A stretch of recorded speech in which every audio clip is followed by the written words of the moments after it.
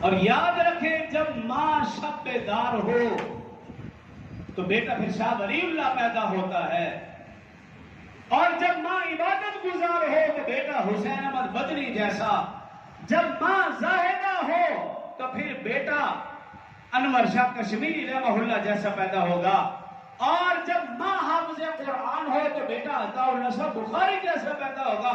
اور جب ماں فاطمہ الزہرا رضی اللہ عنہا جیسی ہو تو پھر بیٹا حسین جیسا پیدا ہوگا۔ بچے کے لیے پہلی تعلیمی تربیتی درسگاہ وہ ماں کی گود ہے، اور ہم اپنے ماحول معاشرے میں دیکھیں، جب تک میں دودھ پلاتے ہوئے اللہ کا نام لیتی تھی، تسبیح کرتی تھی، ذکر و اذکار کرتی تھی، قرآن پڑھتی تھی، بچے نیک پیدا ہوتے تھے، ماں کے فرما بردار پیدا ہوتے تھے۔ اور جب سے ماں نے گود میں بچہ دودھ پی رہا، ماں موبائل کے اوپر گانے سن رہی، ٹی وی دیکھ رہی، فلم دیکھ رہی، تو پھر بچے ٹک ٹاکر پیدا ہو رہے،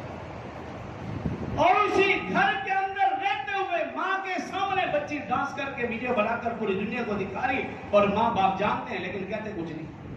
اس سے بڑی بغیر کی اور کیا ہو۔